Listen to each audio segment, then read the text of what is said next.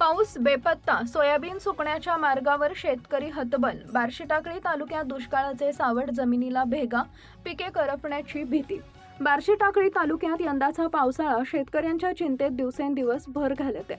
आषाढी एकादशीच्या सुमारास 2 दिवस झालेला तुरळक पाऊस वगळता तालुक्यात अद्याप दमदार पावसानं हजेरी लावलेली नाही. त्यामुळे पावसाच्या प्रतीक्षेत असलेली शेती आता अक्षरशः ताणलेली दिसत असून अनेक शेतजमिनींना मोठमोठ्या भेगा पडल्यात. सोयाबीन, तूर यांसह विविध पिके पाण्याअभावी सुकण्याच्या मार्गावर असल्याचं भयावह चित्र ग्रामीण भागात पाहायला मिळतंय. पावसानं अशीच दडी मारली तर यंदा कोरड्या दुष्काळाची परिस्थिती निर्माण होण्याची शक्यता शेतकऱ्यांकडून व्यक्त केली जाते. पेरणी, बियाणे, खत, औषध फवारणी आणि मशागतीसाठी मोठा खर्च करून उभे केलेलं पीक डोळ्यासमोर करपताना पाहण्याची वेळ शेतकऱ्यांवर आली आहे. आधीच बोगस बियाणे, वाढता उत्पादन खर्च आणि शेतीमालाच्या भावातील अनिश्चिततेनं त्रस्त असलेल्या शेतकऱ्यांसमोर आता पावसाचं मोठं संकट उभं ठाकलंय. पिके वाचवायची तरी कशी, शेतकऱ्यांचा संतप्त सवाल. शेतकऱ्यांच्या हातात पीक आणि डोक्यावर कर्जाचा डोंगर अशी परिस्थिती असताना पाऊस गायब झाल्यानं त्यांच्या अडचणी आणखी वाढल्यात. सोयाबीनला सध्या पाण्याची अत्यंत आवश्यकता असताना पाऊस नसल्यामुळे पिकांची वाढ खुंटत आहे.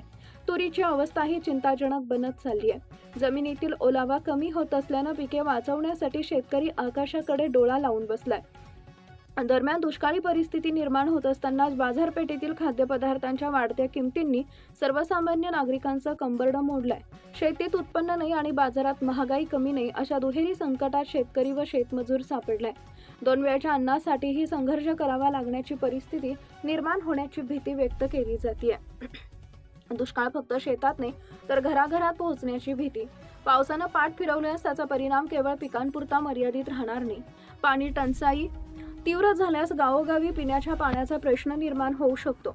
गुराढोरांसाठी पाण्याची व्यवस्था करणंही कठीण होण्याची शक्यता आहे. शेतीची कामं ठप्प झाल्यास हातावर पोट असलेल्या शेतमजुरांच्या रोजगारावरही मोठा परिणाम होणार आहे. आज शेतकरी पावसाची वाट पाहतोय, उद्या त्याच्यासोबत शेतमजूर, पशुपालक आणि सर्वसामान्य नागरिकही पाणी व रोजगारासाठी संघर्ष करताना दिसू शकतात. त्यामुळे प्रशासनानं परिस्थितीकडे केवळ पाऊस कमी झाला म्हणून न पाहता संभाव्य दुष्काळाचं गांभीर्य ओळखून आतापासूनच उपाययोजना करण्याची गरज निर्माण झाली आहे. प्रदीप गावंडे, अकोला जिल्हा प्रतिनिधी तथा कार्यकारी संपादक, धुमाकूळ, महाराष्ट्र न्यूज.